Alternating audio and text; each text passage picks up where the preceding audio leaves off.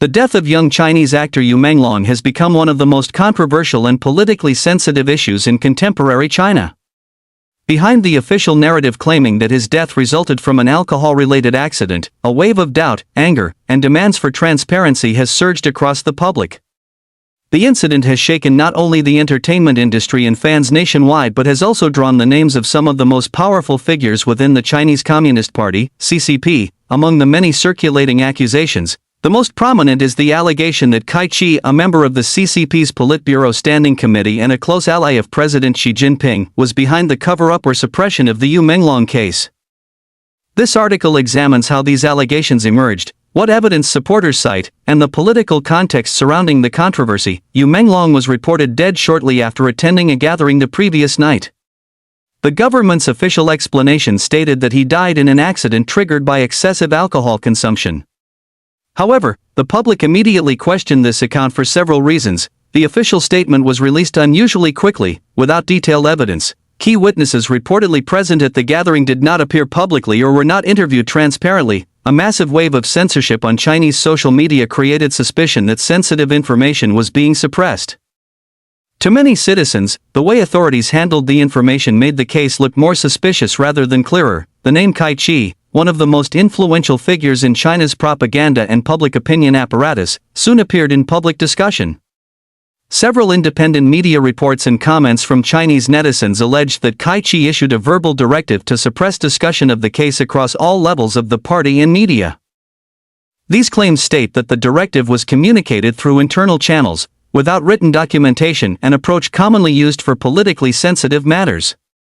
The alleged order reportedly included bans on online discussions, immediate deletion of posts, suspension of accounts, and removal of trending topics about Yu Menglong on platforms such as Weibo. Given Cai Qi's authority over propaganda and the cyberspace administration of China, many believed he was in a position to issue such an order, although the allegation remains unverified by independent, publicly accessible sources. One of the most sensational components of the rumor is the claim that Cai Qi, one of the individuals present at the gathering before Yu Menglong's death, is an alleged illegitimate son of Cai Qi. Though unproven, the allegations intensified because Cai Qi's physical appearance resembles Cai Qi, his family background appears unclear or deliberately obscured. Posts discussing him or his relationship with Cai Qi were frequently deleted on social platforms. In this narrative, the motive for a cover-up becomes clearer. If someone linked to the country's top leadership was involved, the case would shift from a simple criminal investigation to a political crisis. However, no official verification exists confirming that Cai Qi is related to Cai Qi.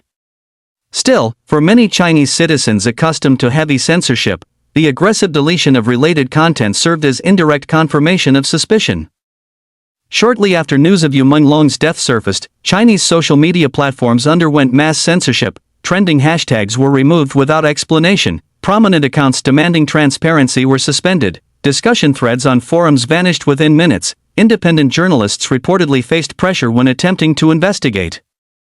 Since Cai Qi oversees the Central Propaganda Department and indirectly controls the nation's cybersecurity apparatus, many people believe he had both the authority and the incentive to suppress information. Reports also indicate that state media were instructed to adhere to the central line and not conduct investigative reporting, further fueling public belief that the directive originated from high-level leadership. Several foreign media outlets and political commentators claim the case has caused friction within the CCP leadership at Zhongnanhai. Some officials allegedly expressed dissatisfaction with how aggressively the case was censored, arguing that such actions worsened public distrust. According to these commentaries, internal disagreements surfaced over whether Cai Qi mishandled public opinion control. While such accounts are difficult to verify, they point to the political magnitude the case has taken on. Some reports even suggest an increase in party resignations and quiet resistance among members who see the incident as emblematic of deeper structural issues within the party.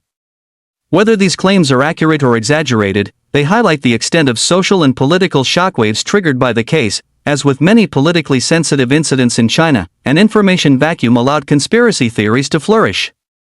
Some rumors are clearly speculative or unfounded. Yet the lack of transparent investigation makes it difficult for the public to distinguish truth from fiction. Analysts argue that when a government aggressively suppresses discussion of a case, the public naturally assumes there is something to hide.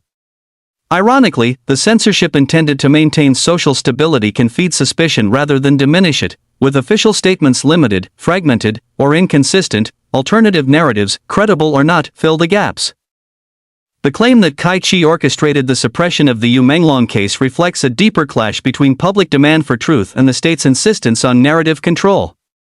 As of now, no independently verifiable evidence proves that Cai Qi directly intervened or issued orders regarding the case.